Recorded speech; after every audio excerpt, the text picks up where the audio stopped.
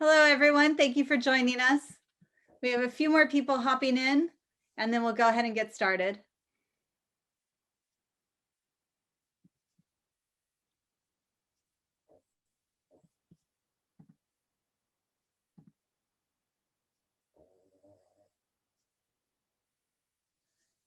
How have your sessions been so far? If you're loving it and having a great time, show a yes, it's great. Fabulous. Okay. We're just about settled. Let's go ahead and get started.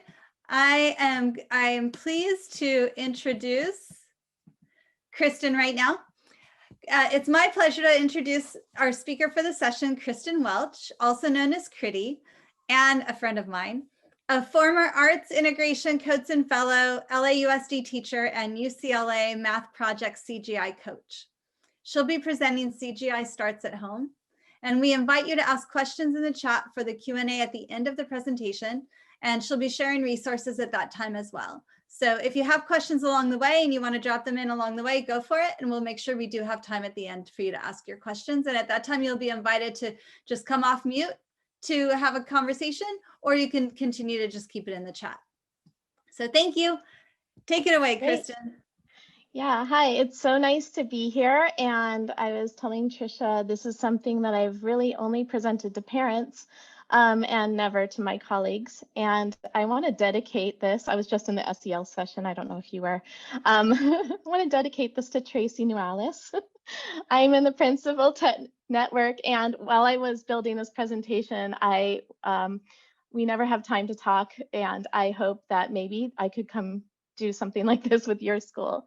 Definitely doing it with my parents. In preparing, I asked my parents lots of questions because I wanted to make sure I was relevant in my ideas. So thank you so much for being here. I'm going to get started, and you're here. You made it here, and I am really active in social media. So I will share these slides with you, and those two links work if you want to share out anything that you thought of from this session, or did with families, or anything CGI related, or anything at all on Instagram and Twitter. You can find me there. Okay, and let me just get back over here. All right, so we're pretty grounded in the principled ideas, the CGI principled ideas. But what if we just kind of change the language for a moment and substitute, instead of children, think about parents or people and go even bigger? You know, I think looking at number one, every parent comes to math class knowing some mathematics. And I really want to focus on that one. And number seven, identity shapes participation. We position people competently. And when asked to do this CGI Starts at Home, I definitely see math is everywhere in our homes. And I sometimes find, and I'm sure you do as well with yourself or the people that live in your home or your families and your parents and colleagues, sometimes say, I'm bad at math. I am not a math person. And I feel like there's some healing to do, and that's not really what I want our focus to be, but maybe we could just address this story that we tell ourselves. Because really, if we, in CGI, we start with what the people know. And I think we don't give ourselves enough credit.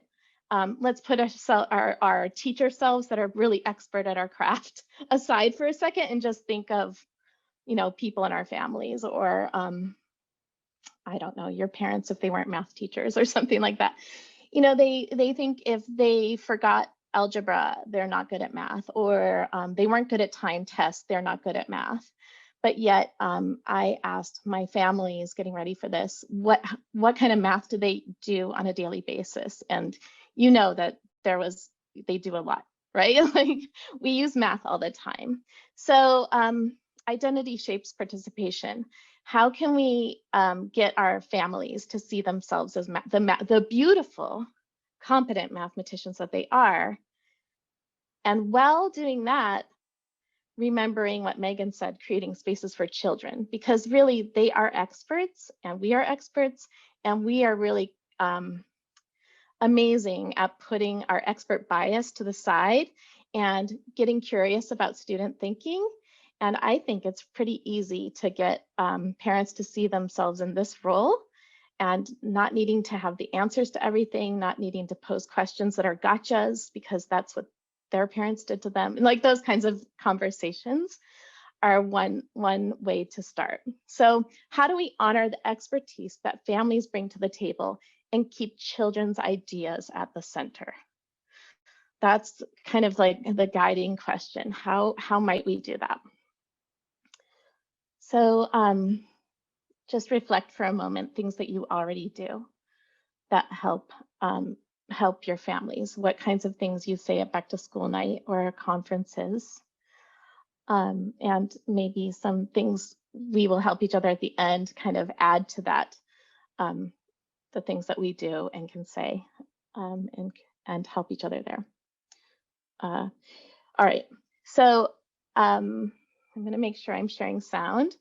One thing I like to do when I start, since the pandemic, the math project where I worked last year, we came up with a website, and counting collections at home was kind of the first thing that we said people could do at home. That was an easy way to bring math into the classroom and kind of create that bridge between home and school and doing what we're already doing. So if you haven't seen this video, I'm going to show it to you now. If you already have, I just think there's a lot of value in it.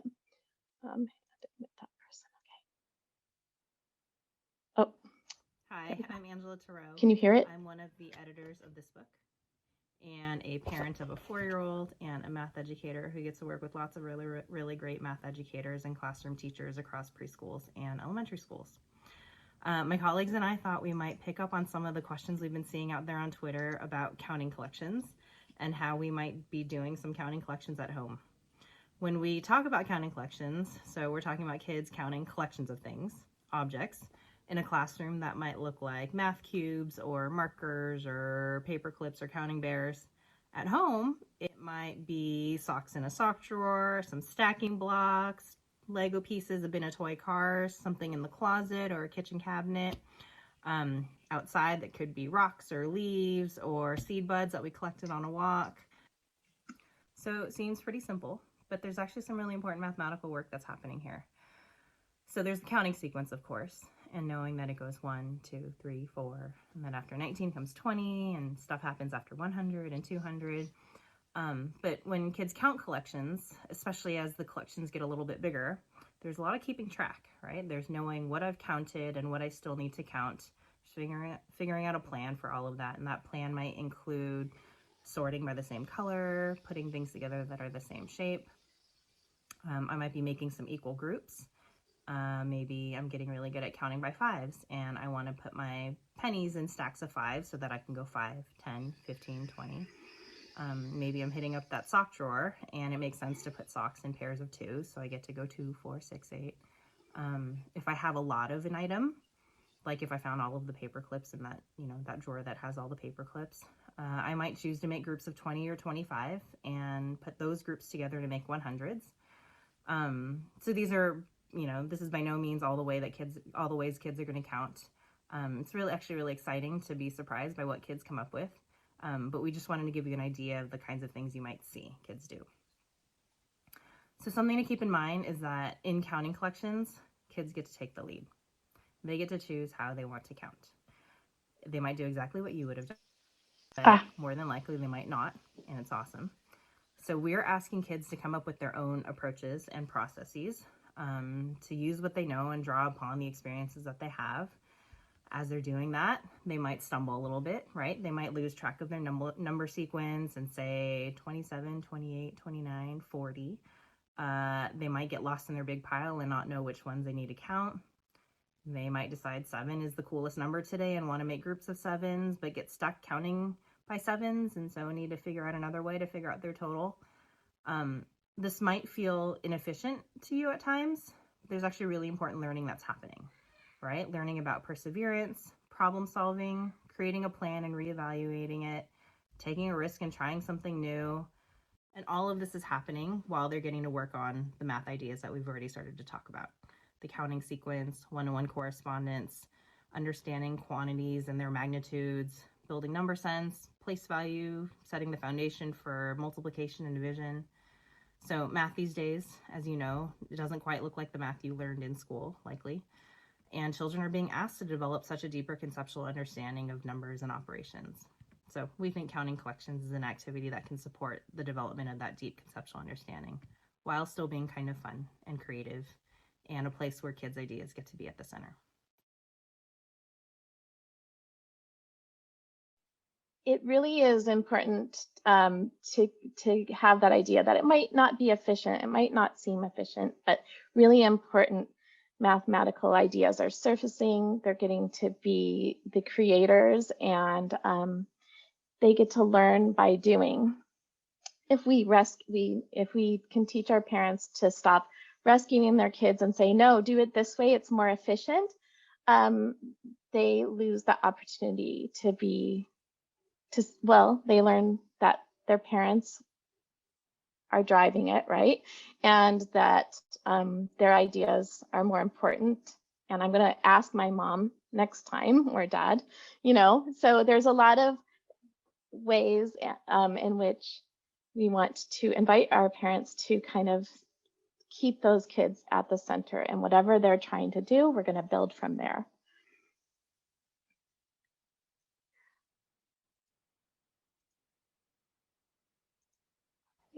Hi. Oh my goodness. Okay. So, and in doing so, I'm thinking, like, how might we create spaces to let our children notice and justify and explore their thinking, ask questions, but not give away the fun and prolong play?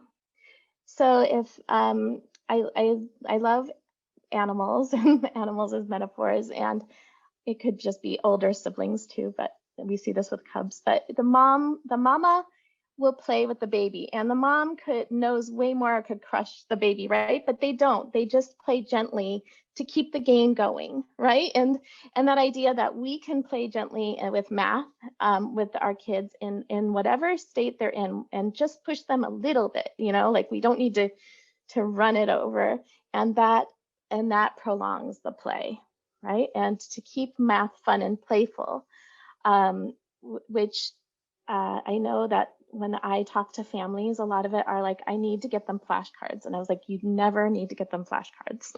Like, please never get them flashcards. There are so many other yummy activities we can do at home that we can invite them to really simply do. And so at the beginning of the pandemic, that's really was kind of what I was invited to think about. And I think play is the highest form of research. We learn children's work is play. So how can we play with things and numbers and things that we have at home? So at the math project, I was charged with this, and let me see if I can click on it, and I'll share this resource. But it's just simply a lot of different activities that we can do at home. Counting collections at home. I'm going to walk you through just what's here and what resources you could share with families just this simply. This is Karen Racinos just taking a leaf walk with her own kiddos, mother of 3, and all of the sorting and counting that went on. There's the video that I just shared with you. And if you copy this link, it goes to a drive and it has it in English and Spanish. So that's a really quick, easy way you could push that out to families. And just language around the why, and counting at home if you do it, or if you want ideas, or your parents are active in social media, if you follow the hashtag counting collections at home, it's really fun. So it's another way to just share with your broader community, nationwide. And here's just a little video of lots of different things you can count at home and you can annotate, you cannot annotate. I mean, There's no one thing to count, so many things and so many ways to share. And maybe you could create a space for your school, your grade level, your classroom, depending on your role, where families could post things that they did, right? And share together. So that's counting collections at home. Playing cards at home is really fun. Here's a really simple game. You could change this target number, but you could start with making tens or any benchmark number is always a good idea, right? So how could we make a 10 using these cards? Okay, you can set up an array, and you can decide as a family which way you want to play. If I make a 10, do I take those cards away if I make the 10 and leave it empty? Or do I put different cards back in? A lot of families have decks of cards, and I think this idea that we could provide them this resource, it's got this slide and these rules, it's got an extension, you can make 24 and just change that target number. Depending on the age of the student, you can do any operation that you know. Maybe that's, doing square roots, or, or dividing, or making a fraction and multiplying it, or maybe it's just simply adding and subtracting. You can differentiate for TKs by just taking all the face cards out and maybe just having numbers 1 through 6 and try to make a 10. And you can add a point system. What kind of play is going on if I'm letting my child help make up the rules? Oh, let's play that the person with the most cards at the end wins. Let's play that the person with the least cards wins, and those kinds of conversation and all of the kind of logic that's involved with that is just another way that you can be creative with your kid and kind of give that idea that there's no one way we have to play. We don't need to buy a kit.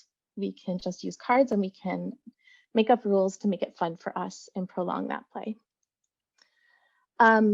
Making a notice and wonder is a really fun thing to do at home and then share with the class, and then we can use it at school to use at home.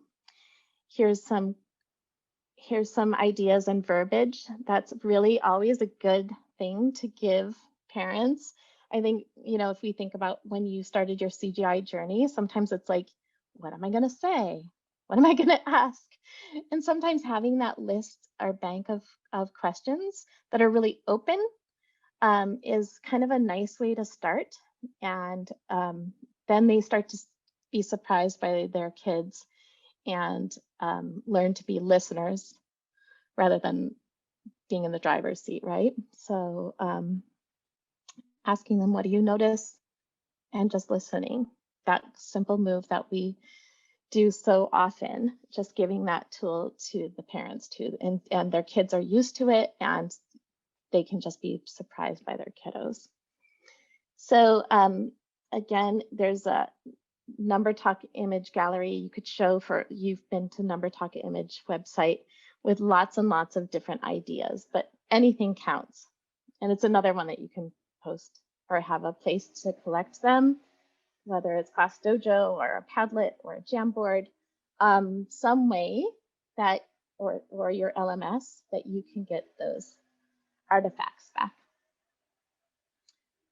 So let me go back home. So we did the cards, and then a really fun thing that was really taking over, I haven't been following it as much now, but sidewalk math, people inviting their communities to just decorate in front of their house. I mean, there's been lots and lots of affirmations too. This is kind of something that really caught fire with the pandemic.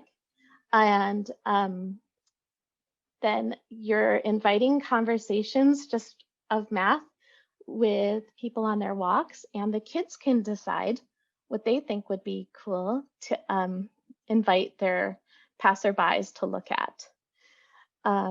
like a how many ways, or which one doesn't belong, or how many, how do you know? Two great questions too. So that's a really fun idea. And back to which one doesn't belong, that's a really fun, easy thing to do at home. We have so many different things at home, and you can set parameters, like if you were doing measurement at school or geometry, to kind of set that, or just accept anything, right? And how, like, I like that this person put 4 on the table. That's fine. You could also have 4 separate photos and juxtapose them, right? There's no, we accept all images. And then then inviting parents to choose one and invite them to talk about one. So there's also the website, that we provide there, but just using objects at home. So if I was gonna talk about like this one with you all, which one doesn't belong and why? If I was to talk about this one, maybe you could think of which one in the chat, or what's happening with you in that language that you're searching, right? Parents then will have that empathy and that idea of like, ooh, I'm having to think of how to describe that. And now we're using Zoom, right? The bottom right, because it is smooth with holes, that one doesn't belong. The other ones maybe are not smooth, like their surface. So that kind of language that comes up when we're trying to articulate and differentiate and all of that yumminess. And how many things do we have at home that have similarities and differences that we might want to share?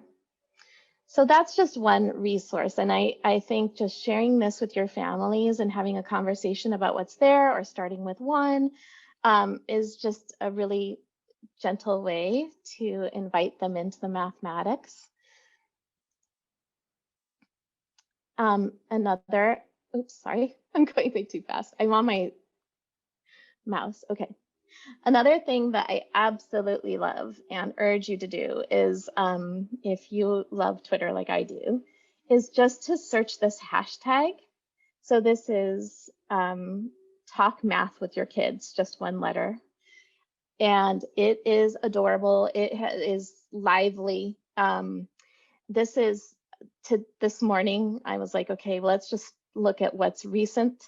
And people usually will share these stories. So like the one on the left, remember this picture from last night?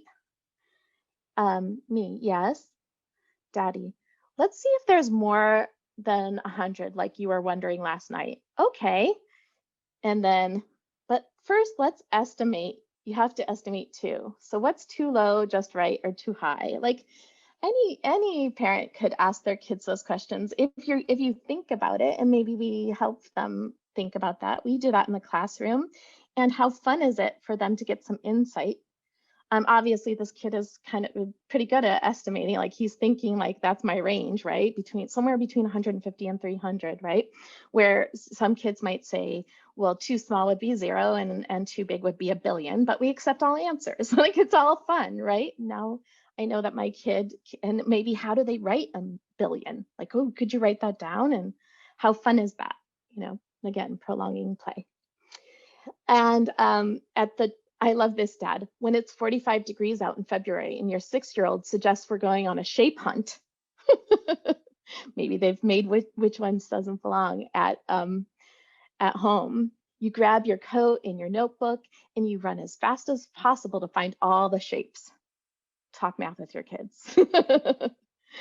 Or this mom, recently, 40 were made. How many were eaten? Talk math with your kids, array chat, so there's lots of fun hashtags we can follow. But if you just love the things that kids say, and if you're a CGI math teacher, that's you. It's a really fun hashtag to follow. and contribute to if you're a parent right now. And I think we do share with our colleagues what our students say, but it's really fun. This is mostly just parents, and I've enjoyed it. Christopher Danielson is kind of at the crux of that one, but lots of great math talk from people who are authors to just people who love listening to their kids about math, which is our families, right? It will be. Okay, we'll go to the next. So I also wanted to talk about fluency just a little bit. Like if we play all of these games and we work on language development, aren't we then helping our parents kind of see this? Let's like, if I could right now just put a red line on accuracy and correct answer, like let's just take that part of the fluency out for 1 second, because I feel like that is why parents say I'm not a math person, right? Or because that part was maybe anxiety producing or has some kind of negative connotation with them now. But instead we say fluency is efficiency. The time needed to solve is reasonable. They can find these strategies. Your child is flexible and can try a strategy with one thing and apply it to another or adapt it to fit the problem. So if we were playing with collections or making 10s or 24s with our cards, or any of the activities that we do with our kids, like a number talk image and estimating or doing an array chat or any of those things, aren't we then giving some parents some insight into these other areas that create the fluency, that aren't the mad minute or whatever they did as mathematicians when they were younger? The kids are being asked to develop an understanding of math at a much deeper level. And one thing we know as CGI math teachers is kids need multiple opportunities to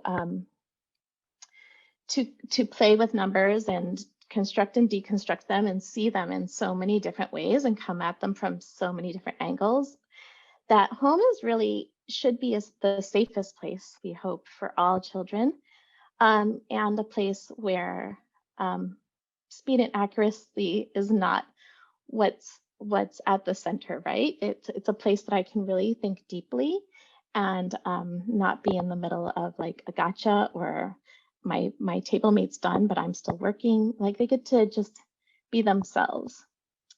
So some knowledge you might want to give to your parents is like, what is something that my kid should be really good at by the end of, whatever grade level? Like in third grade, I know I'm a third grade teacher. My parents are really just trying, like, how can I help my kids with fractions? What are some things we can do at home? And, like there's so many great things we can do at home.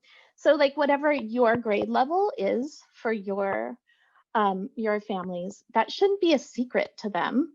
Fun ways to engage in those big ideas that they are developing some fluency with. So I asked, like, how might we create spaces to let our children notice, justify, and explore their thinking and prolong play? And how does this build fluency? How might this help our math identities? And then also thinking of like what Megan said, what's one way I can open opportunities for our children to be seen and heard? And I want to say at home and at school. And I think if families don't know, they won't do it. But when you know better, you do better, right? And I think that I hope some of the resources that I've shared so far, I know we still have lots of time, are helpful. But I wanted to just take some time to share just some more resources besides those activities that we can give to our families and kind of arm them to have fun and bring some joy to mathematics at home. So I'm going to exit for just 1 second and restart. Oh, there. I don't need to. Okay. I usually don't present this way. I usually share partial screen. So this is new. So I'm going to share this resource, this whole slideshow with you. But one thing I just love to do is hide things down in the speaker notes. So I'm showing you that this is here. And just more resources for families. This is something that we give to parents at my school. Just kind of like how I talked about, like sometimes parents don't know what to say. It's really hard for them to take the back seat and be listeners and get curious about their kids' thinking. So just not being secret about that, like besides what do you notice, what do you wonder, why do you think that, you know, and just giving them those sentence starters. And this this introduction from the Department of Education is here. And then you don't have to be the one telling them. It says it right here. The Department of Education says, stop saying things like math is hard. It's right there. It's not coming from me. It's a fact. The whole Department of Education says stop doing it. So anyway, we shared this, and this is here. And then the link to some other things from the Department of Education is there. Also, oh, we can't play cards. We don't have them at home. Well, here's a digital card deck. It's nice and clean, and you don't have to put them away when you're done. You just close the app. You can shuffle them, and you can do whatever you want with them. We're traveling. We're on the road. We don't have dice. Well, I like, you know, this is kind of a fun way. I'm going to do this one. I'm going to just play with dice. I'm going to give these to my parents, and then I'm going to roll them, and we can play with, you know, like nothing's getting in the way now. You have your dice, you have your digital dice, use whatever you want, right? Now, maybe if you have that app on your phone and you're waiting at the DMV, you know, you can now play this game. And so I've given you that. Lastly, we're getting towards the end, but I am not the expert. I'm just one teacher, and we are at a CodeSyn meeting. So I wanted to have an opportunity where I'm going to invite you to tell me something that you've done or something you might want to do that with families, that would be a fun way to invite families into CGI math.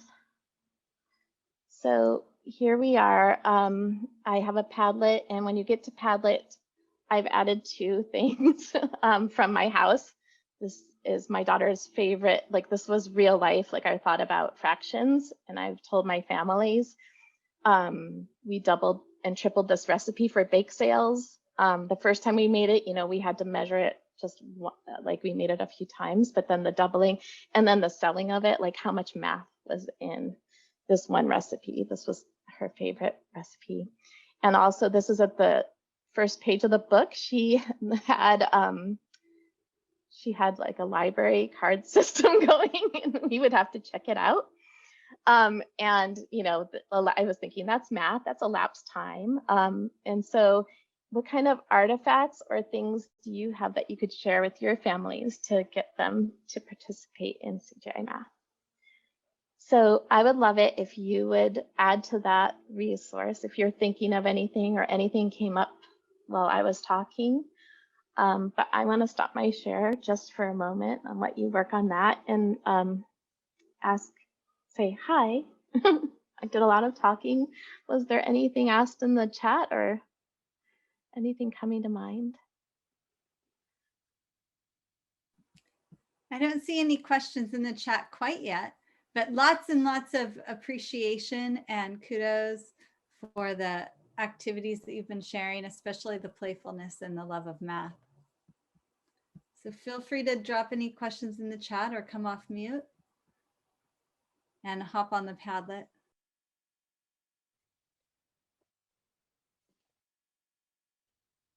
Yay. I have a question. I know it's go.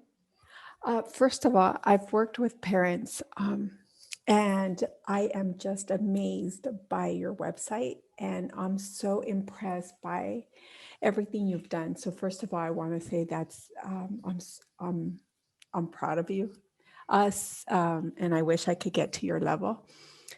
Secondly, you said about introducing them or exposing them to the content standards or the standards that they're supposed to achieve. How do you do that? I know that I always give my parents ideas on what to do, and it's usually for literacy. Work on your sight words, work on read books, but I've never thought about math. And you've opened my eyes to a totally different way of communicating with parents in regards to math. So do you have any ideas of how you introduce the concepts of where they need to be, where they're at, and how they need to get there? Just some ideas. I do. That's a really excellent. Well, thank you, first of all, for the compliment, but that's really excellent noticing that we have all this language and activities and resources for reading and reading nights, but how, does math sometimes gets neglected, right? And how can we know and invite parents without overwhelming them, right? Like we could copy and paste the standards, but that's really not going to help parents. They're going to be like, yeah, thanks, but no thanks.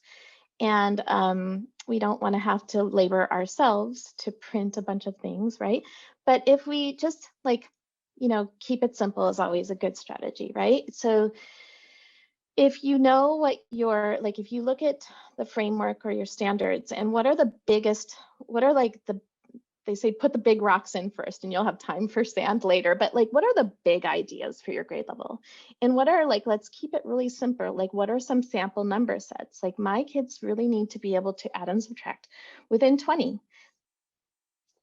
How many, can you let your child have practice? Maybe give them some sample, an array of 20 and say, let's try to make up a story about this. Just giving them some kind of a place to start. And always giving permission that just because I say they're getting really fluent with their facts between 1 and 20 does not mean that, any number is off the table. I really don't ever like limiting a child. If my child wants to talk about infinity, my kids used to be obsessed with infinity. And I used to get really anxious about that because I'm like, gosh, that's just gigantic. But I just let them talk. There's no harm in entertaining an idea, even though he was in kindergarten and should be mastering 1 through 20 and wants to talk about a concept of the hugest number. So anyway, just that permission that we're going to listen to kids. But, if you can think of some ideas, I'm going to give you a few, and then you're going to follow the child. This is kind of this is the benchmark that we're using. Does that help? Is that enough? No, that definitely helps. And the other question I had is the DICE website or the flashcards. Where can I find those? Oh, it's in the speaker notes. You're making me think, Juana, that maybe I need to add one or the slide is a Google slide, so it's live and I can take it out of the speaker notes and put it on just the last slide so you don't have to scroll down, but it's just a hyperlink and it goes straight to the DICE. And then you can choose, do you want DICE with the dots or do you want DICE with numbers? Or you can mix it up. Do we have access to the slide deck? Oh yeah, let me put that in the chat too.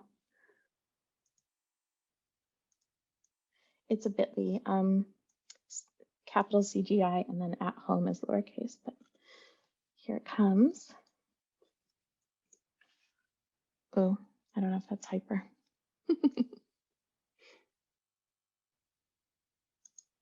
Here, I'll copy it again with the HTTP. Okay.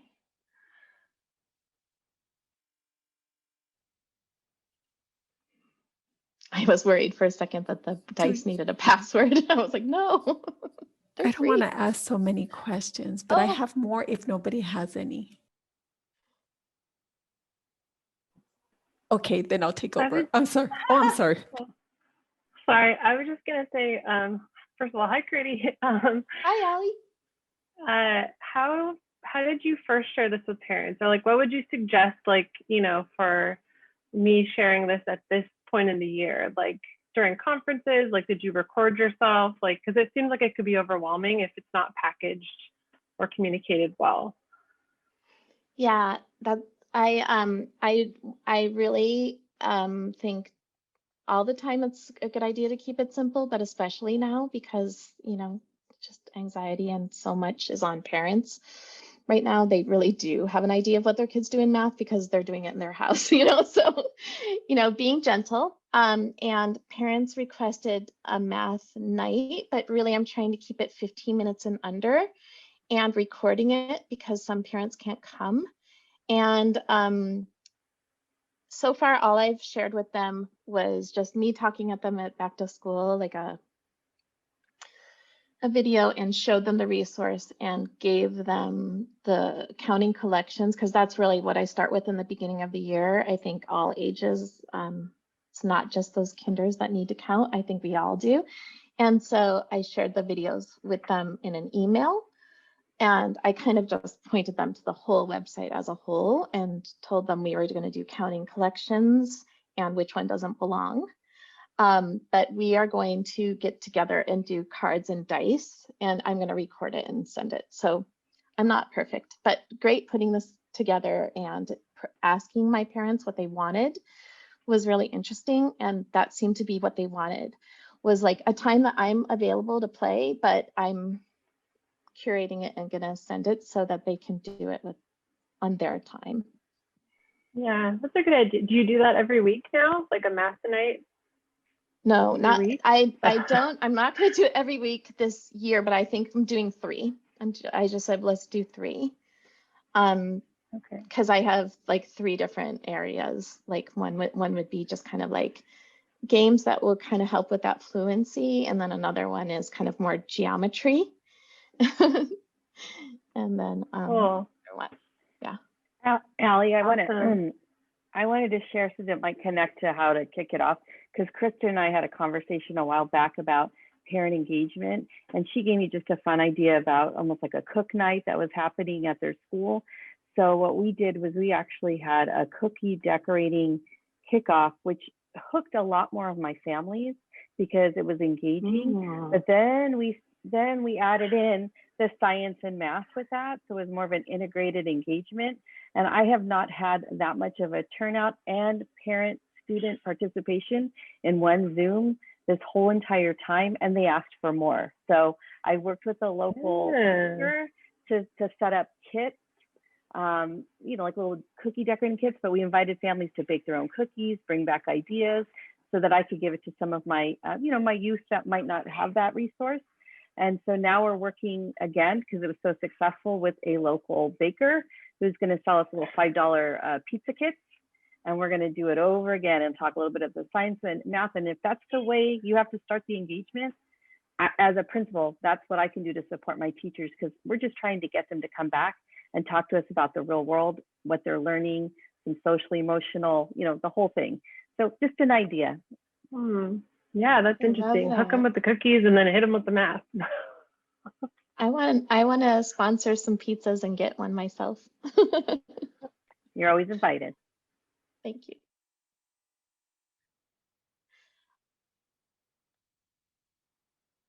Okay, Juana, what's your question?